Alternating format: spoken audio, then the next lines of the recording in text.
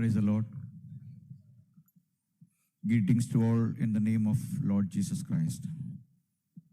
Pastor of this congregation, Pastor Abraham Jadab, Sister Reena, Brother Bobby, Sister, and brothers and sisters of Brother Abraham Guti, the congregation and the dear and near all.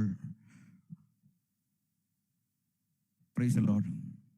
എല്ലാവരെയും യേശുക്രിസ്തുവിന്റെ നാമത്തിൽ സ്നേഹവന്ദനത്തെ അറിയിക്കുക. 2019 മുതൽ ഞങ്ങൾക്ക് ഒരുമിച്ച് പ്രവർത്തിക്കാൻ, ഒരു ഗ്രൂപ്പിന്റെ ഭാഗമായി പ്രവർത്തിക്കാൻ സ്വർഗത്തിലെ ദൈവം ഞങ്ങൾക്ക് അവസരമൊരുക്കിയിട്ടുണ്ട്.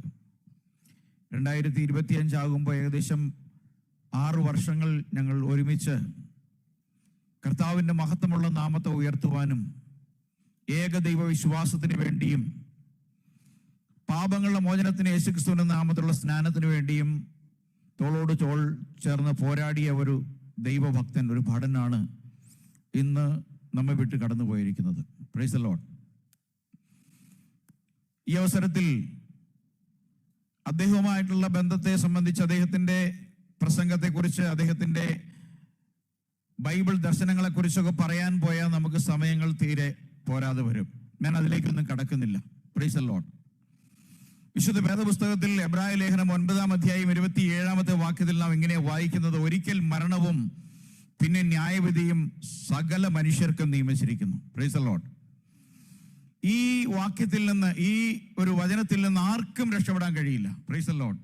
ഇംഗ്ലീഷിൽ ഇങ്ങനെയാണ്: that it is appointed to men once to die and after that the judgment. Praise the Lord. ഒരു മനുഷ്യനും ഈ ന്യായവിധിയിൽ നിന്ന് ഒഴിയാൻ കഴിയില്ല. ഇവിടെ കിടക്കുന്ന ഈ മൃതശരീരം വിളിച്ചു പറയുന്ന ഒരു കാര്യമുണ്ട്: ഇന്നല്ലെങ്കിൽ നാളെ നമ്മളെല്ലാം ക്യൂവിലാണ്. We all are in queue. നമ്മളെല്ലാവരും ഒരു ദിവസം ഇതുപോലുള്ള കുറെ ആളുകളുടെ മുമ്പിൽ കിടക്കേണ്ടി വരും. എന്നാൽ നാം ഇവിടെ കിടക്കുന്നു, മണ്ണിൽ അടക്കം ചെയ്യുന്നു എന്നുള്ളതല്ല. കർത്താവിന്റെ ദാസൻ പ്രാരംഭമായി പ്രസംഗിച്ചപ്പോൾ പറഞ്ഞു, ക്രിസ്തുവിൽ മരിക്കുന്നവർക്ക് ഒരു പുനരുദ്ധാനം, ഒരു മരണവും ഒരു പുനരുദ്ധാനവുമാണുണ്ടെങ്കിൽ ക്രിസ്തുവിൽ അല്ലാതെ ആരെല്ലാം ജീവിക്കുന്നോ, റോമാലേഖനം 8:1 പറയണ, ആകയാൽ ക്രിസ്തുവേശുവിലുള്ളവർക്ക് യാതൊരു ശിക്ഷാവിധിയില്ല. There is no condemnation those who are in Christ. ക്രിസ്തുവിൽ ഉള്ളവർക്ക് ഒരു ന്യായവിധിയുമില്ല. ഒരുവൻ ക്രിസ്തുവിലാണെങ്കിൽ അവൻ പുതിയ സൃഷ്ടിയാണ്, പഴയത് കടന്നുപോയി.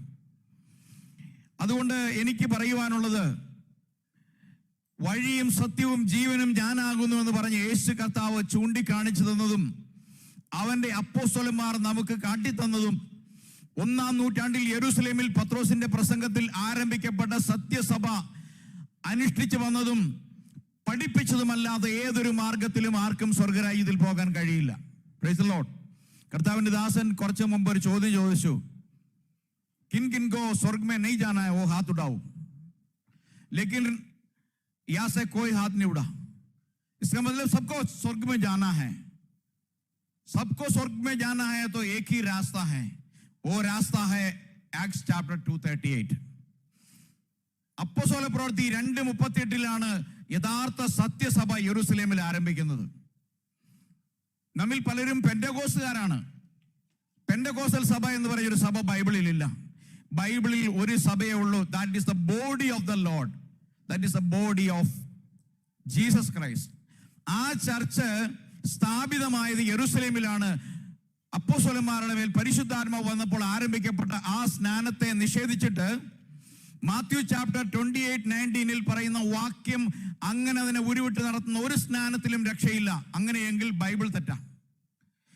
ആ ബൈബിൾ കയ്യിൽ പിടിച്ചുകൊണ്ട് ഈ കർത്താവിന്റെ ദാസൻ തന്റെ മരണം വരെ പോരാടിയത് ഈ യഥാർത്ഥ സത്യസ്നാനവും യഥാർത്ഥ സത്യമായ ഏക സത്യദൈവമായ യേശുക്രിസ്തുവിന് വേണ്ടിയാണ്.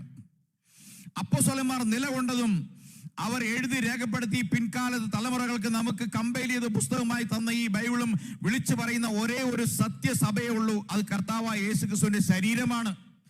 ആ ശരീരത്തിലേക്ക് ജനിക്കണമെങ്കിൽ ഒരു വ്യക്തി യേശുക്രിസ്തുവിന്റെ മരണത്തിലും അടക്കത്തിലും പുനരുദ്ധാനത്തിലും തിരിച്ചറിയപ്പെടണം. You have to identify with the death and burial and resurrection of Jesus Christ only through the baptism in the name of lord Jesus Christ. യേശുക്രിസ്തുവിന്റെ നാമത്തിലുള്ള സ്നാനത്തിലൂടെ അല്ലാതെ ഒരു മനുഷ്യനും യേശുവിന്റെ മരണത്തിലും അടക്കത്തിലും പുനരുദ്ധാനത്തിലും ഭാഗവാക്കാകുവാൻ കഴിയുകയില്ല എന്ന വിശുദ്ധ വേദപുസ്തകം പറയുന്നു. ഞാനല്ല, ഇവിടെയുള്ള ഒരു ദൈവദാസന്മാരുമല്ല പറയുന്നത്, കർത്താവിന്റെ വചനമാണ്. Praise the Lord.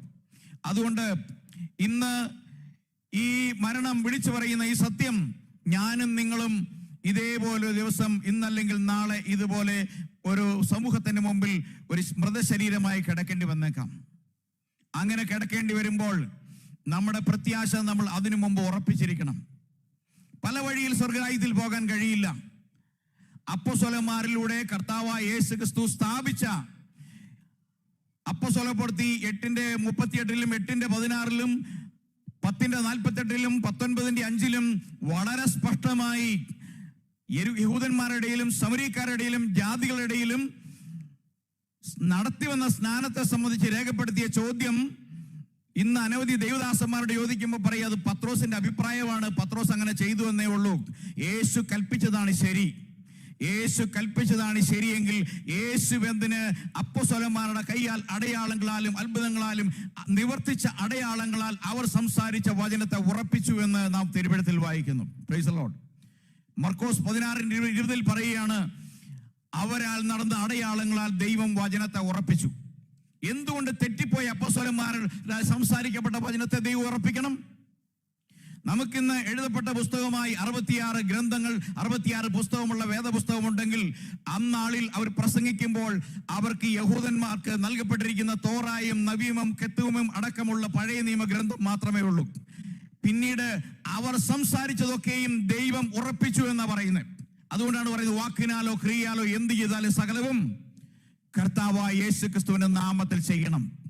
What ever you speak, whether by letter or deed, only in the name of Jesus Christ. യേശു ക്രിസ്തുവിന്റെ നാമത്തിലല്ലാതെ ഒരു സ്നാനമില്ല. എന്നെ കേൾക്കുന്നവർക്ക് വിരുദ്ധ അഭിപ്രായം ഉണ്ടാകാം. എന്നാൽ ദൈവവചനമാണ് സത്യമെന്ന് നിങ്ങൾ വിശ്വസിക്കുന്നുണ്ടെങ്കിൽ നിങ്ങളും ഞാനും കൈവശം വെച്ച് ഉപയോഗിക്കുന്നതും ഓർത്തഡോക്സ് സഭ മുതൽ മെത്തഡിസ്റ്റ് ആയാലും ബാപ്റ്റിസ്റ്റ് ആയാലും ലൂതറനായാലും പെന്തക്കോസ്ത് ആയാലും ബ്രദറിനായാലും ഉപയോഗിക്കുന്ന ഈ ബൈബിളാണ്. കത്തോലിക്കർക്ക് മാത്രമേ ബൈബിൾ വ്യത്യാസമുള്ളൂ.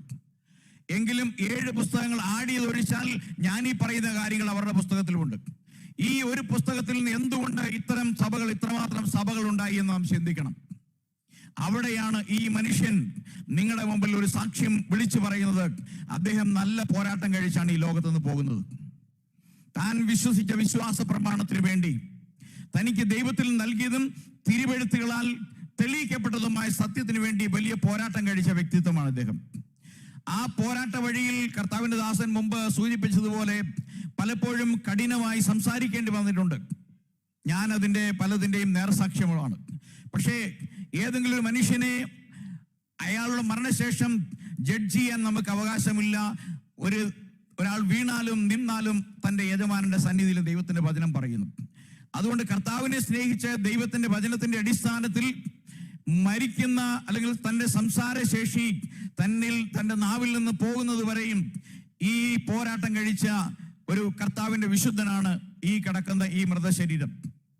ദൈവത്തിന്റെ വചനത്തിൽ നാം വായിക്കുന്നത്, സഭാപ്രസംഗിയുടെ പുസ്തകം 12-ാം അധ്യായം 7-ാമത്തെ വാക്യം നാം ഇങ്ങനെ വായിക്കുന്നു, പൂഴി അല്ലെങ്കിൽ പൊടി പണ്ടായിരുന്നത് പോലെ പൊടിയിലേക്ക് ചേരും, ആത്മാവ് അതിനെ തന്ന ദൈവത്തിന്റെ അടുക്കിലേക്ക് മടങ്ങിപ്പോകും. Praise the Lord. അത് എത്ര വലിയ പാപിയുടെ ആണെങ്കിലും ആത്മാവ്, ദൈവത്തിന്റെ വചനം പറയാണ്, പൊടിയിലേക്കും ആത്മാവ് ദൈവത്തിന്റെ അടുക്കിലേക്കും പോകും.